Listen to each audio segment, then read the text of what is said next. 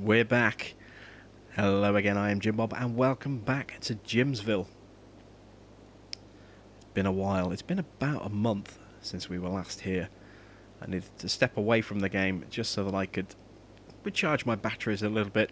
I've been playing so much City Skylines, not just with the Let's Play, but also some of my own little projects that I was experimenting with in the background as well, that I was risking burnout. So I wanted to step away for a little while and just recharge and get that desire to play back again. And that's definitely helped. You know, I'm ready to jump straight back into finishing off Jimsville, especially G'd on by the fact that we have snowfall coming on the 14th of November. If you haven't already seen my announcement video of the DLC, I will pop it up in the top right corner for you right now. And I will also link it in the video description for you as well. So if you want to continue watching this and then click the description below at the end of the video, you'll be able to then link straight to that. So things have changed while you've been away. I have done a little bit of work off camera since you were last with us. You can see obviously the airport has moved. It's now slap bang in the middle of our built-up area. We've got a plane coming in, so let's zoom in on that. And this is our new location for the international airport. See, just planes just taxiing in. For whatever reason, I just couldn't get any planes to land at the international airport when it was located over here. I think it may possibly have been partly due to the way it was oriented, because it was kind of putting the runways straight into the flight path of these buildings, which is never a good idea. And I think it may also have been a little bit too far away from the flight paths up in the sky as well. There are kind of dedicated flight routes, so you can see that plane moving that way, and there's another plane coming in to land at Johto Airport, our smaller airport just there. And I think maybe being just here was just a little bit too far off the flight path. I'm not sure if that is a factor or not, but for whatever reason I just couldn't get planes to land there, so relocated it to here, and now it's definitely working. So let's take a quick tour of the new airport. So I've added in some leisure tourism zoning here just to allow us to actually put some hotels in place.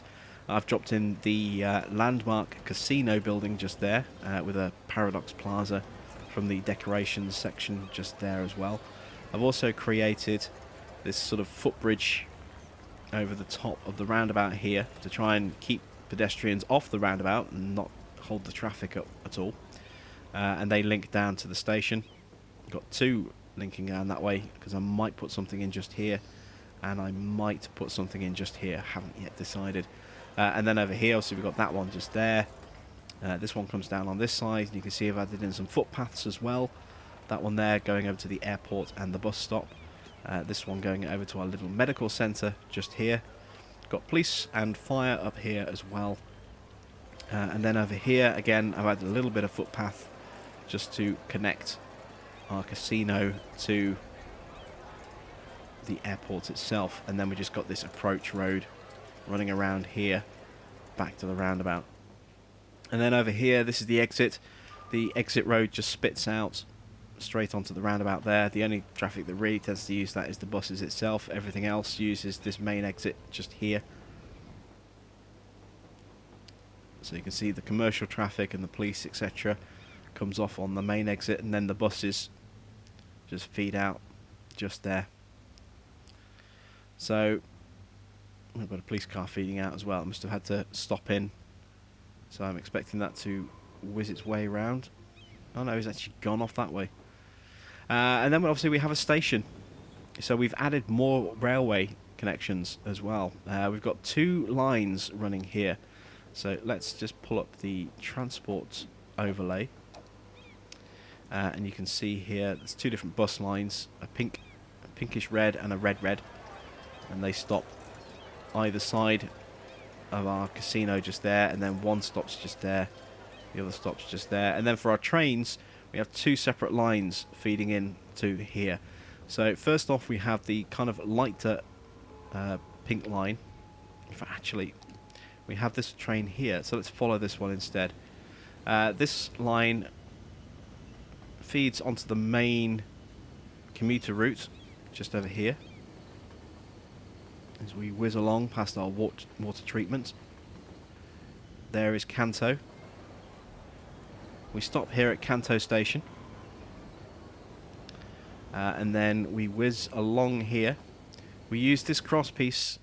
That's the only train that uses that crosspiece. Remember, we said in the past when we were building the station that nobody actually used that cross section, but we would probably end up using it in the future. Well, now we do. And then the train here stops at Johto and then links back out again. So that's the first train that feeds the international airport. And the second one, do we actually have one? No, we don't. Not yet. We've got one coming in. So we'll follow this on the way out. So here is the other line. See, it's changed direction. This one drops over, comes out this way, rejoins the passenger line. Runs over here, and you may not have seen that, so we'll explain that in a moment as well. Comes up to Chellington station. Drops off at Chellington. Then continues over the water here.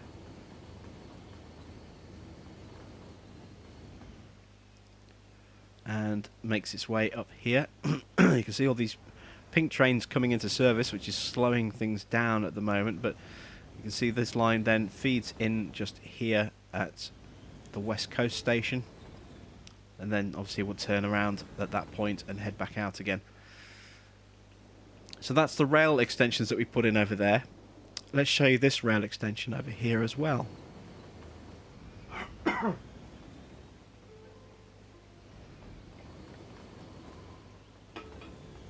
Stick a swig of drink to stop my throat from drying out too much. I built a rail hub just over here with a passing lane, because it's quite a lot of freight traffic, as you can see. So many freight trains, and I didn't want to slow them down or have a choke point just going through this hub.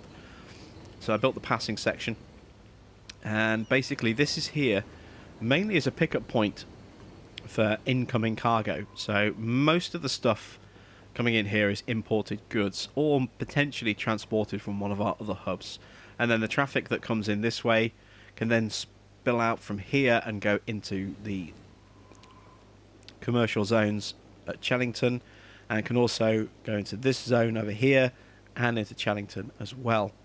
Sorry, not Chellington, into Jimsville. This main city area here in the middle, this is Jimsville, and then everything around is what we've named it. And this has changed as well a little bit, so let's show you some of the stuff that we've changed. I've added in this giant mall just here, opposite our opposite our bus terminal, and I've also redeveloped the road network around here ever so slightly just to make it easier. So this line is just a one-way street now that runs all the way through, whereas before it was two-lane traffic that only ran about halfway in.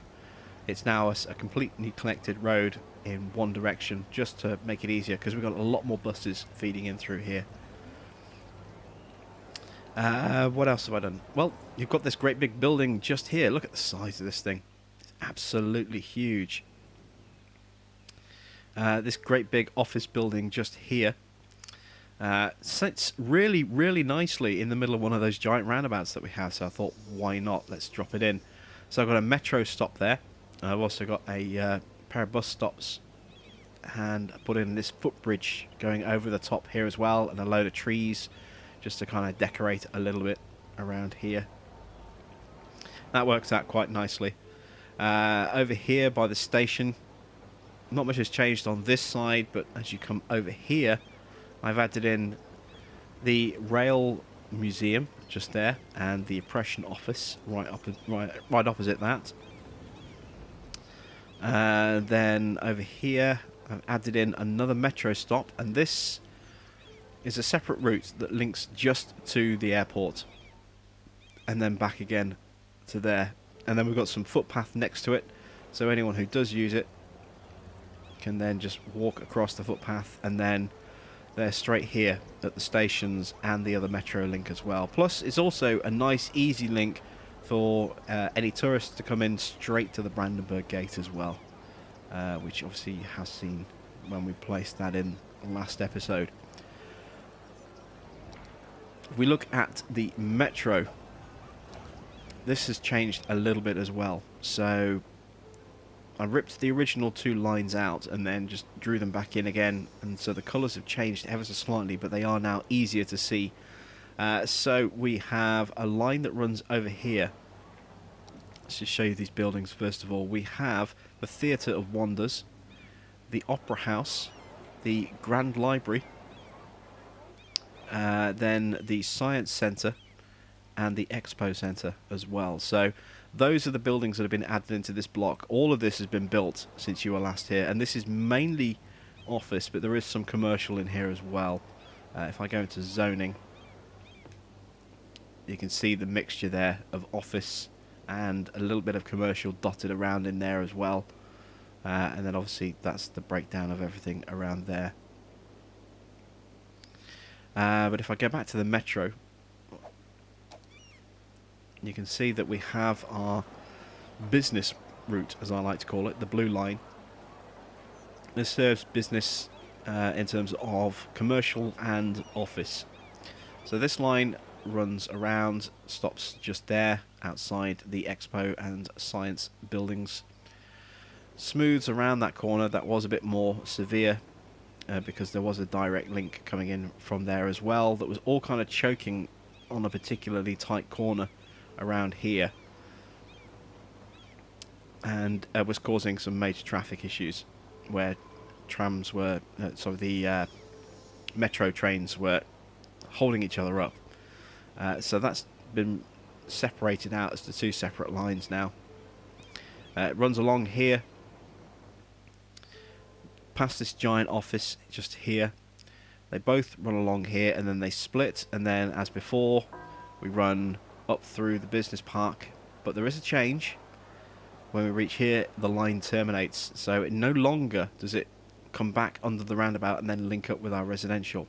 That's now been completely separated out. And then from this point here, our residential line starts at the station, runs along, tags that office, simply because it's there. Although what I might do, actually I'm going to do that right now while I think about it. Let's metro. I want to create some tunnel. That's the point there. So let's bring this down like so. And what I want to do is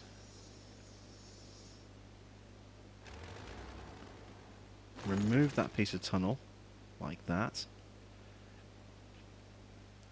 And then I want to remove those stops, so I need to go to the line tool.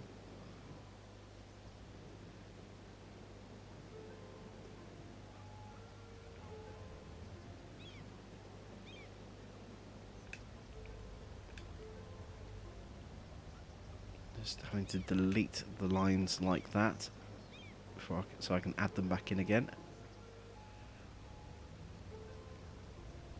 Oh, this is fiddly at times. There we go.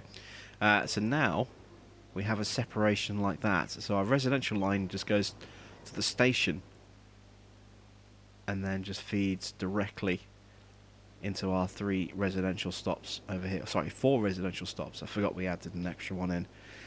So there we go. We've got 4 residential stops, and that's our residential line. And then they just converge at the station, like so. There we go. So that's our metro. That's the changes to Jimsville here in the centre, as you can see.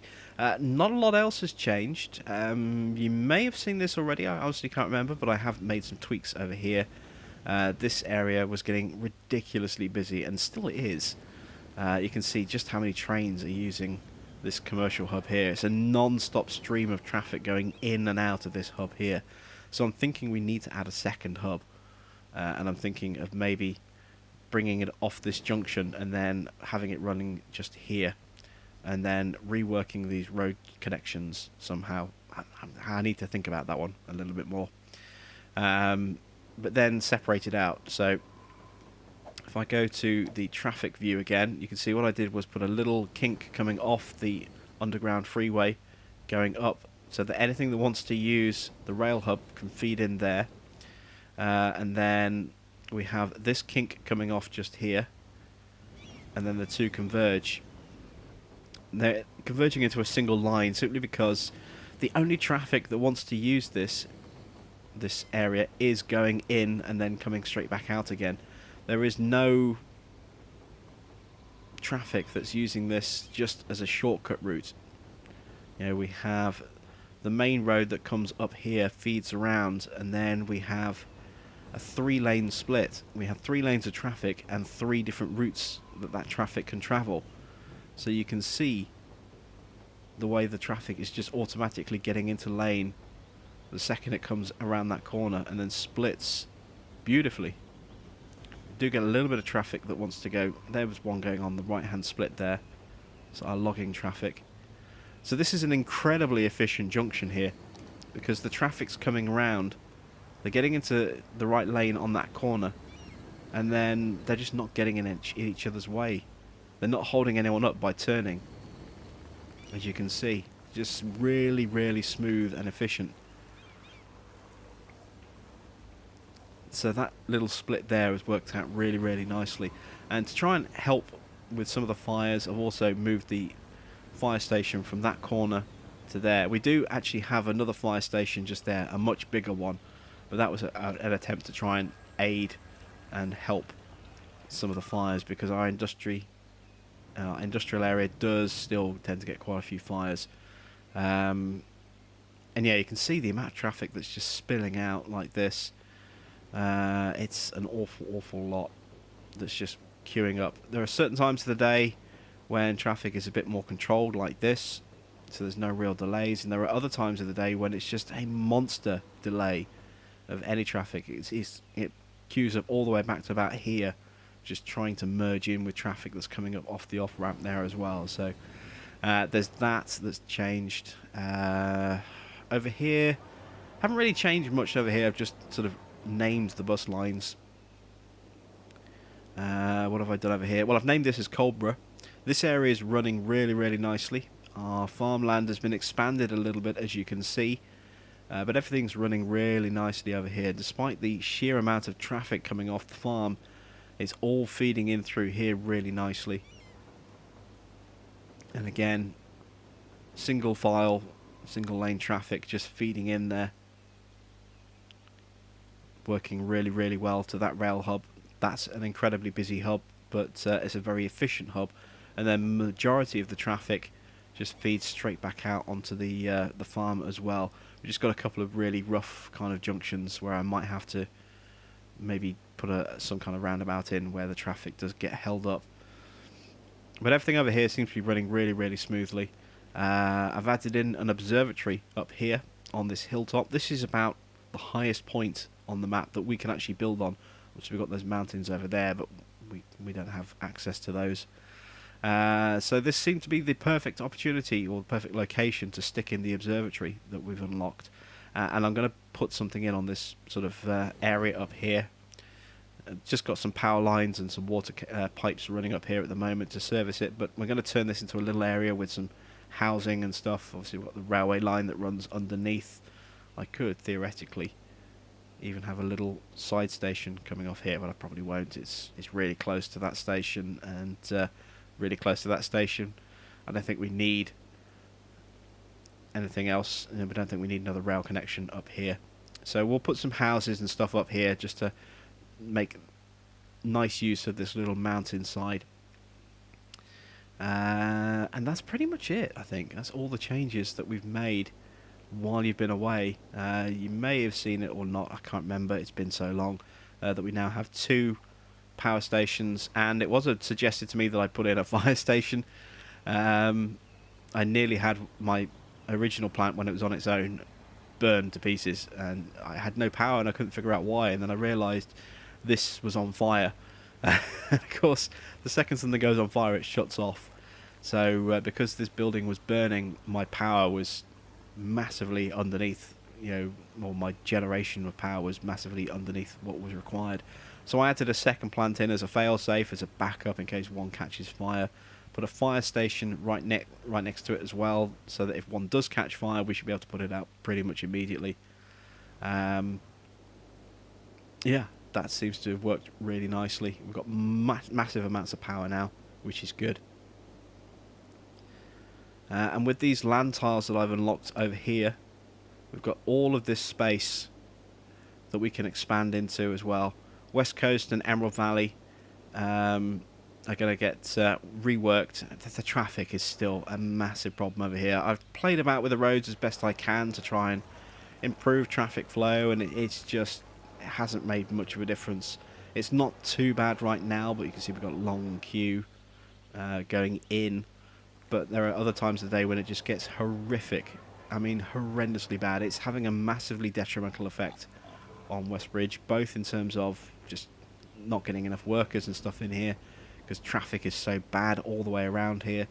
And also, with all the expansion we've done over there with Jimsville in the centre, there's just not enough workers available now. A lot of people are commuting from up here as well into the city to work in some of those offices. So we need to really increase the amount of residency over here. So Emerald Valley itself is going to get ripped up and relocated to here, this side of the river, because we have this freeway just here and we have this freeway just here.